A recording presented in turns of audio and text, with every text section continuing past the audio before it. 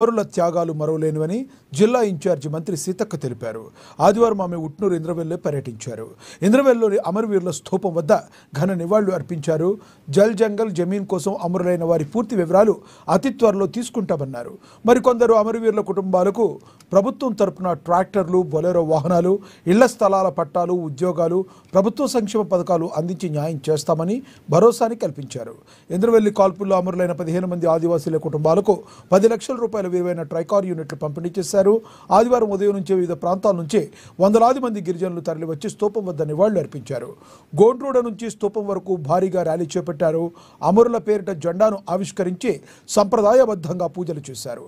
అనంతరం ఉట్నూరులో youth training సెంటర్లో నిర్వహించిన సమావేశంలో మంత్రి సీతక్కతో పాటుగా పలువురు ప్రజాప్రతినిధులు, అధికారులు హాజరయ్యారు.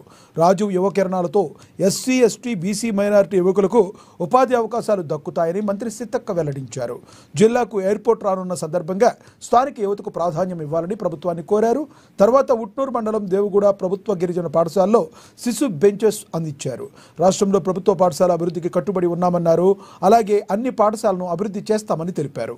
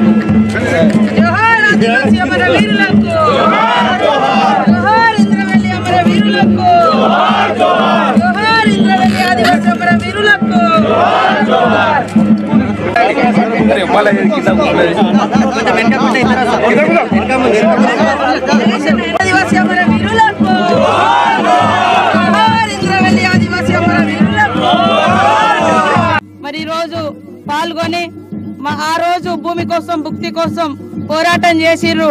వారి పోరాటాల ఫలితంగానే మరి ఆదివాసులకు కొన్ని చట్టాలు, కొన్ని జీవోలు, కొన్ని సంక్షేమ పథకాలు కూడా మనం సాధించుకోవడం జరిగింది.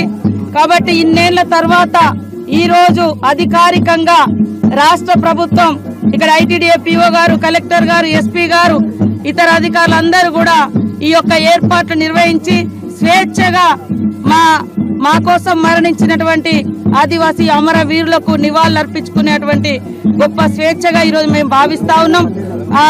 ఆనాటి కాల్పుల్లో మరణించినటువంటి కుటుంబాలకు కూడా సీఎం రేవంత్ రెడ్డి గారు ఇచ్చిన మాట ప్రకారం ఇల్లు గాని, ఇతర ట్రైకార్ లోన్లు గాని, ఉద్యోగ ఉపాధి అవకాశాలు కూడా కల్పించడం జరుగుతా ఉందని తెలియజేస్తూ, మరి పత్రికా మీడియా సోదరులు కూడా ఎప్పటికీ ఈ యొక్క అమరవీరుల యొక్క గొప్పతనాన్ని తరతరాలుగా చాటుతున్నందుకు మీ అందరికీ, మీ యాజమాన్యాలకు కూడా హృదయపూర్వక నమస్కారాలు.